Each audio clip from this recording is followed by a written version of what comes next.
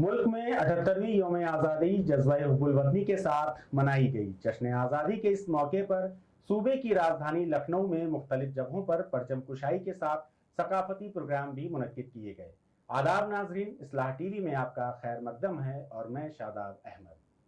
उत्तर प्रदेश के वजीर आला योगी आदित्यनाथ ने 5 कालिदास मार्ग और विधानसभा पर परचम कुशाई की। इस दौरान कौमी तराने की धुन के साथ जिस वक्त हेलीकॉप्टर के जरिए आसमान से फूलों की बारिश हुई तो वहां मौजूद सभी लोगों ने खूबसूरत नजारे का लुत्फ लिया। विधानसभा वाक़े परचम कुशाई के बाद जम्मू कश्मीर, महाराष्ट्र, गुजरात, मध्य प्रदेश से आए फनकारों ने अपने अपने हुनर के जरिए बेहद खुश मंजर सकाफती प्रोग्राम पेश किए।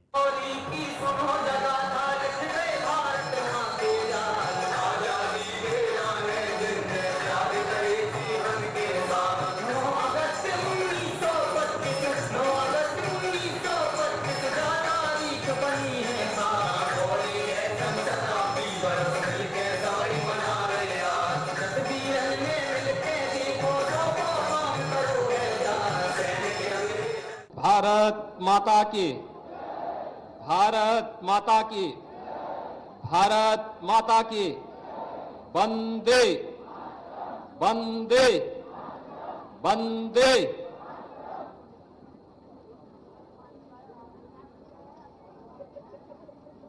उत्तर प्रदेश के सम्मानित बहनों एवं भाइयों, देश के 78वें स्वाधीनता दिवस की आप सभी को हार्दिक बधाई। इस पावन अवसर पर सत्य और अहिंसा के साधक राष्ट्रपिता महात्मा गांधी को सत सत नमन। नेताजी सुभाष चंद्र बोस, सरदार वल्लभ भाई पटेल, बाबा साहब डॉक्टर भीमराव अंबेडकर, डॉक्टर श्यामा प्रसाद मुखर्जी समेत भारत माता के सभी ज्ञात अज्ञात अमर सेनानियों को मैं अत्यंत कृतज्ञतापूर्वक स्मरण करते हुए देश की सीमाओं की रक्षा करने के लिए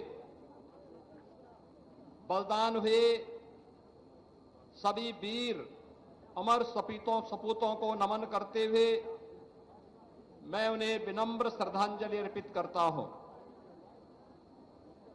अमृत काल में भारतीय स्वाधीनता संग्राम के ऐतिहासिक काकोरी ट्रेन एक्शन का यह शताब्दी वर्ष प्रारंभ हुआ है। इस अवसर पर प्रदेश में वर्ष पर्यंत विभिन्न कार्यक्रमों का आयोजन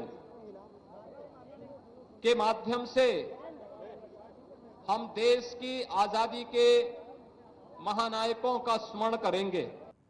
लखनऊ की जिन तारीखी जगहों पर यौम आज़ादी से मुताल्लिक प्रोग्राम मुनक्किद हुए उनमें शहीद स्मारक और कारगिल पार्क वगैरह खास तौर से शामिल रहे।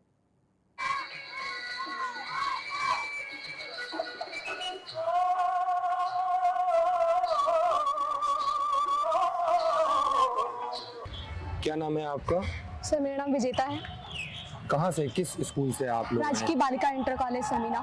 क्या आपको क्या लगता है, जैसे अब आप लोग जो है देश का भविष्य हैं सब लोग, जैसा कि हम देख रहे हैं कि आपकी अभी कोई ऐसी एज भी नहीं है और आप लोग ये एनसीसी में हैं, क्या लगता है आपको कि इस मुल्क में को आगे बढ़ाने के लिए उसको लेकर के क्या और बदलाव होना चाहिए? आपकी आगे की क्या मर्जी है कि आप फोर्स में आप जाएंगे, भर्ती होना चाहेंगे, कैसे क्या है? सर हम लोग तो एनसीसी में हैं, इसके आगे हमारा करियर आर्मी का बनता है, हम आर्मी में जाना चाहते हैं। लेकिन हम कहते हैं हम भारत देश के स्वतंत्र नागरिक हैं। स्वतंत्र नागरिक इसके लिए हम कहना चाहते हैं कि हम उस देश के नागरिक हैं जिसके होठों में गंगा हाथों में तिरंगा है। वो देश जो कभी सत्यम शिवम सुंदरम तो कभी वंदे मातरम, कभी पंजाब सिंध गुजरात मराठा तो कभी द्राविड़ उत्कल बंगा है। मैं उस देश की नागरिक हूँ जो हर ठुकराए हुए की शरण स्थली बन जाता है और 7 समुंदर पार परदेशियों को भी अपने हृदय के अंदर बुलाता है। और हम यही प्रेम की पूंजी भारत भूमि कहलाता है। तो हम यही कहना चाहेंगे कि हम स्वतंत्र हैं और हम अपने देश के लिए बहुत कुछ करना चाहेंगे और आगे भी जो हमसे हो सकेगा हम करेंगे। और आर्मी के लिए तो हमारा रास्ता खुला है कि हम जा सकते हैं आर्मी में और अपने देश के लिए समर्पण के लिए आते हैं। जश्न आज़ादी का मौका हो और माल एवेन्यू वाके दादा मियाँ की दरगाह का जिक्र ना आए, भला ये कैसे मुमकिन है?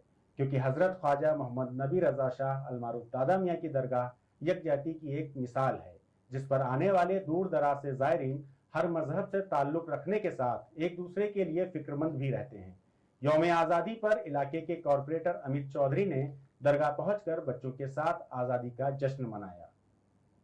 सारे जहां से अच्छा हिंदुस्तान हमारा हमारा, सारे जहां से अच्छा हम बुलबुले हैं इसकी, ये गुलसिता हमारा हमारा, सारे जहां से अच्छा हिंदुस्तान हमारा हमारा, सारे जहां से अच्छा। मजहब नहीं सिखाता आपस में बैर रखना, हिंदी है हम हिंदी है हम हिंदी है हम, वतन है हिंदुस्तान हमारा हमारा, सारे जहां से अच्छा हिंदुस्तान हमारा हमारा, सारे जहां से अच्छा। वतने अजीम हिंदुस्तान हिंदुस्तान हिंदुस्तान। हजरत ख्वाजा मोहम्मद नबी रजा शाह साहब की ये दरगाह, जो कि दादा मियाँ के नाम से भी काफ़ी मारूफ है और आलमी सतह पर ये पहचानी जाती है। दरगाह की ये सरजमी जो है वो अपने में एक जहती की मिसाल है और इसी के सिलसिले में आज जश्न आज़ादी के दिन हमें देखने को ये मिला कि यहाँ पे हर मज़हब के लोगों ने मिलकर जश्न आज़ादी मनाई। इसी सिलसिले में जो इस इलाके के कॉरपोरेटर हैं, सभासद हैं, अमित चौधरी साहब, अमित चौधरी हमारे साथ हैं। हम उनसे जानते हैं कि कब से यहाँ पे आ रहे हैं और कितनी बार ये आ चुके हैं इस तरह के मौक़ों पर। अमित जी, आप अभी तक जो है वो दरगाह पे आते हैं, जब भी कोई 26 जनवरी या 15 अगस्त होता है, तो इस मौके पे आपका क्या कहना है? दरगाह पे तो मैं बचपने से आ रहा हूँ दादा मियाँ के, लेकिन ये सौभाग्य इस मुकद्दस मौके पे जो मुझे सौभाग्य प्राप्त हुआ दादा मियाँ के झंडा फहराने का, आज पहली बार जो मुझे, वैसे तो फंक्शन में आता हूँ लेकिन आज मुकद्दस मौके पे जो मुझे झंडा फहराने का सौभाग्य प्राप्त किया है, उसके लिए मैं सबका शुक्रगुजार हूँ। और आज बहुत खुशी है कि जिस दरगाह पे हम सजदा करने आते थे, आज उस दरगाह का झंडा फहराने का मुझे सौभाग्य प्राप्त हुआ। और इस दरगाह में समय समय पर जब भी हमें बुलाया गया, हर मौके पर उर्स हो चाहे कुछ हो, वायु व्यवस्था को देखना है, हर कार्य हमारे मियाँ साहब के नेतृत्व में मैंने हमेशा, और सबका काजी साहब हो, यहाँ का जो स्टाफ है, सबका मुझे निरंतर सहयोग मिलता है और उसकी वजह से आज मैं यहाँ पर हूँ। अच्छा, ये एक बात ये बताइए, क्या लगता है आपको, जैसे आप भी एक सियासत से, सोसाइटी बात है, ताल्लुक़ रखते ही हैं, आपने देखा ही बहुत छोटे छोटे से बच्चे ने जिस गर्मजोशी के साथ ये इस वक्त जो जश्न आज़ादी आपके साथ मनाई, आप इन बच्चों को क्या दुआएं देना चाहते हैं, या जो हुकूमत है उससे क्या आप तवक्को करते हैं इन बच्चों के लिए, या तालीम को लेकर के आप क्या कहना चाहेंगे? हाँ, तालीम। आज इन बच्चों ने जिस तरह से लगता है कि मन से थे, दिल से थे, कहीं बुलाई पब्लिक नहीं बुलाए, बच्चे ने ज़बरदस्ती बुलाए गए। आज ये दादा मियाँ में जो आए बच्चे, इनके लिए मैं चाहता हूँ, सरकार से गुजारिश करूँगा कि तालीम की जो व्यवस्थाएँ हैं, जो आज की डेट में बहुत ख़राब हो चुकी हैं उत्तर प्रदेश में, कहीं ना कहीं इसमें एडमिनिस्ट्रेशन की कमी है, जो मैंने महसूस किया है। सरकार फंड तो दे रही है, लेकिन उस फंड का दुरुपयोग हो रहा है, ना कि सदुपयोग होना चाहिए। तो सदुपयोग होता तो आज ये बच्चे अच्छी तालीम पाएंगे, आने वाले देश का भविष्य है ये हमारे। चाहे यहाँ पर तो सभी जाति के लोग हैं, चाहे हिंदू, मुसलमान, क्रिश्चियन, जो भी कम्युनिटी के लोग हैं, सब ने मिलकर इस उत्सव को बच्चों ने मनाया और बिना भेदभाव के। यही भेदभाव हमारे देश को भी नहीं होना चाहिए। आज इस तरह से भेदभाव फैलाकर हमको अलग करने की कोशिश की जा रही है। मैं यही चाहता हूँ आवाम से कहना और सरकार से भी कहना कि हमारे इस भेदभाव खत्म कर राष्ट्र हित की बात करें, राष्ट्र सर्वोपरि होना चाहिए। अच्छा, एक आखिरी सवाल है, आप जहाँ पे खड़े हैं यहाँ पे भी एक मदरसा चलता है, ऐसे तमाम मदारिस हैं हमारे सूबे में। मदारिस जितने भी हैं, यहाँ के निकले हुए बच्चे जो तालीम हासिल करते हैं उनके बारे में आपका क्या कहना है, आपका क्या नजरिया कहता है उनके बारे में? आज देश में नेतृत्व कर रहे हैं मदरसे निकले लोग, हर जगह पर मिलेंगे आपको स्टडी के लिए, चाहे आप प्रोफेसर के लिए देखिएगा, मदरसे निकले लोग तालीम पाकर आगे बढ़ रहे हैं। मदरसों की यही खासियत खूबसूरती रही है कि उन्होंने उन लोगों को आश्रय दिए जो पढ़ने में असमर्थ थे। मदरसों का यही काम है, और मदरसा आज से थोड़ा चल रहा है, लेकिन कुछ लोगों की नज़र इस पर भी गड़ी हुई है, इसे कैसे ख़त्म किया जाए। बहुत शुक्रिया हमसे बात करने के लिए। अगर आप चाहते हैं कि हम आपके लिए आपके शहर और देश और दुनिया की तमाम खबरें आप तक इसी तरह पहुंचाते रहें, तो बराए मेहरबानी हौसला अफजाई के लिए आप अपना पसंदीदा चैनल इस्लाह टीवी को यूट्यूब पर लाइक, शेयर और सब्सक्राइब जरूर करें। बहुत जल्द इंशाअल्लाह आप इस्लाह टीवी को डेन एंजॉय के चैनल नंबर 482 पर भी देख पाएंगे। इसी के साथ मुझे दीजिए इजाजत। शुक्रिया।